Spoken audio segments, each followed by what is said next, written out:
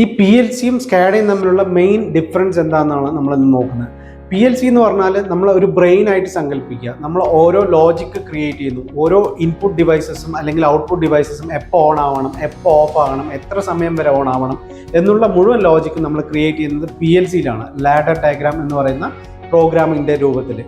ഇതിനെ നമ്മൾ ഒരു പിക്ചോറിയൽ റെപ്രസെൻറ്റേഷൻ ആയിട്ട് സങ്കല്പിക്കുക. ഈ നടക്കുന്ന പ്രോസസ്സ് മുഴുവൻ നമ്മളൊരു അനിമേഷൻ രൂപത്തിൽ നമ്മൾ സിസ്റ്റത്തിനകത്ത് കാണുന്ന ആ ഒരു കോൺസെപ്റ്റിനെയാണ് നമ്മൾ സ്കാഡ എന്ന് പറയുന്നത്, supervisory control and data acquisition എന്ന് പറയുന്നത്. നമുക്ക് ആ സ്കാഡയ്ക്കകത്ത് നമുക്ക് ഈച്ച് ആൻഡ് എവറി ഡിവൈസിനെ കാണാനും അതിനകത്ത് കൺട്രോൾ ചെയ്യാനും കഴിയും. ഫോർ എക്സാമ്പിൾ ഒരു പമ്പ് ഓൺ ആവുന്നുണ്ടെങ്കിൽ അവിടെ ഒരു ഗ്രീൻ കളറിൽ മോട്ടറിൻ്റെ സിമ്പൽ കൊടുത്തിട്ട് നമുക്കതിനെ ഇൻഡിക്കേറ്റ് ചെയ്യാനായിട്ട് കഴിയും. അതിനെ നമുക്ക് ഓഫ് ചെയ്യാനും കഴിയും.